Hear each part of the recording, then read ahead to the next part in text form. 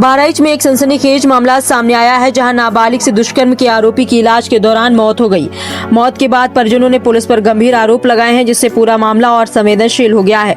घटना थाना रामगांव क्षेत्र की है। 22 फरवरी 2026 को एक व्यक्ति ने लिखित तहरीर देकर आरोप लगाया कि उसकी 10 वर्षीय बेटी के साथ रामगोपाल उर्फ राकेश श्रीवास्तव ने छेड़छाड़ और दुष्कर्म किया। आरोप बेहद गंभीर थे। पुलिस ने तत्काल कार्रवाई करते हुए बीएनएस की धारा 74, 333, 351 और पॉक्सो एक्ट की धारा 7/8 के तहत मुकदमा संख्या 59/2026 दर्ज किया। जांच के दौरान आरोपी रामगोपाल अपने भांजे अंकुर श्रीवास्तव के साथ थाने पहुंचा। पुलिस के मुताबिक पूछताछ की प्रक्रिया चल रही थी, तभी अचानक उसकी तबीयत बिगड़ गई। वरिष्ठ उप निरीक्षक द्वारा उसे तत्काल इलाज के लिए अस्पताल ले जाया गया। प्राथमिक उपचार के बाद परिजन उसे जिला अस्पताल ले गए, जहां इलाज के दौरान उसकी मौत हो गई। मौत के बाद मामला पूरी तरह पलट गया। मृतक के भतीजे अनिकेत श्रीवास्तव ने लिखित तहरीर देकर आरोप लगाया कि उसके चाचा की मौत पुलिस की पिटाई के कारण हुई है। इस तहरीर के आधार पर थाना रामगांव में मुकदमा संख्या 60/2026 धारा 103 और 352 बीएनएस के तहत थाना अध्यक्ष गुरसेन सिंह और अन्य के खिलाफ दर्ज किया गया है। अब इस पूरे मामले में 2 अलग-अलग मुकदमे दर्ज है, एक नाबालिग से दुष्कर्म का और दूसरा आरोपी की कथित पिटाई से मौत का। मामले की गंभीरता को देखते हुए विवेचना रामगांव थाने से हटाकर कोतवाली देहात को सौंप दी गई है, ताकि जांच निष्पक्ष रूप से हो सके। शव को पोस्टमार्टम के लिए भेजा गया। पुलिस का कहना है कि दोनों मामलों की गंभीरता से जांच की जा रही है और क्षेत्र में शांति व्यवस्था सामान्य है, लेकिन इस घटना ने कई सवाल खड़े कर दिए हैं कि आरोपी की तबीयत वास्तव में अचानक बिगड़ी थी। क्या पोस्टमार्टम रिपोर्ट किसी बाहरी या अंदरूनी चोट का खुलासा करेगी? क्या थाने में पूछताछ के दौरान कुछ ऐसा हुआ जो सामने नहीं आया? और सबसे अहम, क्या 10 साल की मासूम बच्ची को न्याय मिलेगा? क्या यह मामला अब सिर्फ एक अपराध या एक मौत तक सीमित नहीं है? यह कानून, पुलिस कार्रवाई और न्यायिक प्रक्रिया की पारदर्शिता की परीक्षा बन चुका है।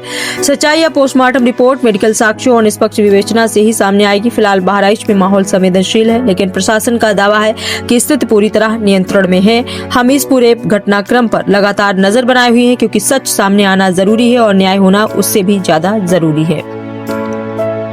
श्रीवास्तव है। अच्छा, जिनकी मौत, उनका क्या नाम है और क्या करते हैं? उनका नाम राकेश चंद श्रीवास्तव है। मैं उनका भतीजा हूँ और वो मेडिकल के व्यवसायी हूँ। क्या हुआ, कैसे मौत हुई, क्या जानकारी? उनको 6 बजे के आसपास थाने में एसएचओ महोदय और कांस्टेबल पवन यादव के अगुवाई में टीम लेके आई थाने में, और जब हमारे परिवारजन उनसे मिलने गए तो एसएचओ महोदय कहते हैं भाग जाओ वरना सबके खिलाफ मुकदमा पंजीकृत कर दिया जाएगा। एक गुंडेगर्दी वाली लैंग्वेज में बोले। उसके बाद हम लोग वहां से चले आए। मेरा घर महज थाने से 100 मीटर की दूरी पे स्थित है। मेरा मन नहीं माना, हम फिर आधे घंटे के बाद वापस गए वहां पे। फिर उन्होंने वही वर्ड रिपीट किया और बोला भाग जाओ नहीं तो सबके खिलाफ मुकदमा पंजीकृत करूंगा। हम लोग फिर से चले आते हैं। उसके ठीक आधे घंटे के बाद एसएचओ महोदय किसी को कॉल करके बुलवाते हैं और बोलते हैं कि घर पे सूचना दे दीजिए कि उनकी तबीयत खराब है। उसके बाद जब हम लोग वहां पे जाते हैं तो वो एकदम से डेड अवस्था में होते हैं, लेकिन वो फिर हमारे अपनी गाड़ी से बैठा के हमारे दरवाजे पे लेके आते हैं, जो कि महज 100 मीटर दूरी पे है। उसके बाद हम वहां से स्वयं वो छोड़ के चले जाते हैं। हम अपनी पर्सनल गाड़ी से इमरजेंसी लेके आते हैं डिस्ट्रिक्ट हॉस्पिटल। वहां पे CM Mishra ji on duty होते हैं एमओ के रूप में, और वो उपचार के लिए देखते हैं और वो बोलते हैं कि ये तो डेड हो चुके हैं। उसके बाद हम लोग इनको ले जाके फिर घर पे छोड़ते हैं और थाने में वार्तालाप के लिए एसएचओ महोदय के पास जाते हैं, लेकिन वो हमसे बात करने से मना कर देते हैं और जिस केबिन में बैठते हैं उसका दरवाजा अंदर से लॉक कर लेते हैं। और वहां पे दूसरी थाने की टीम, 7 थानों की टीम लगा दी गई थी। 4 सीओ का पैनल था। सब लोगों ने हमसे बातचीत की, लेकिन वहां रामगांव थाने का कोई भी स्टाफ मुझे दिखाई नहीं दे रहा था। पूरा स्टाफ किस आरोप में आपके चाचा को लेकर गए थे?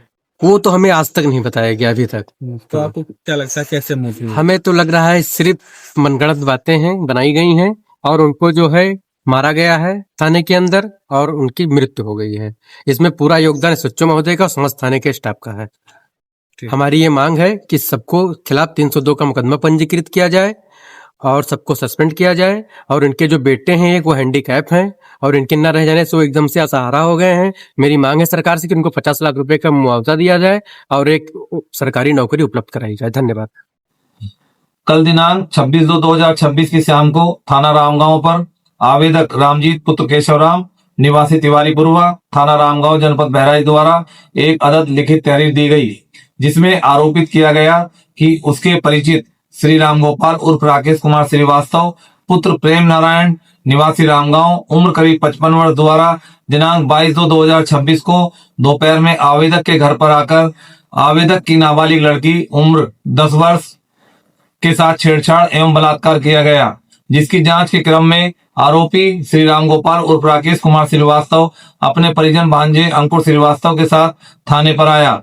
प्राप्त तहरीर के आधार पर मुकदमा अपराध संख्या 59/2026 धारा 74, 333, 351, 3 BNS व 7/8 पॉक्सो एक्ट पंजीकृत किया गया।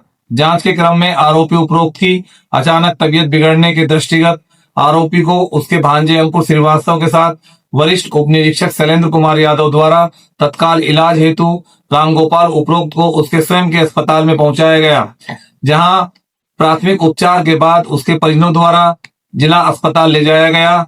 इलाज के दौरान आरोपी श्री रामगोपाल उर्फ राकेश कुमार श्रीवास्तव के मृत होने की स्थिति में उसके परिजनों द्वारा अपने घर पर ले जाया गया।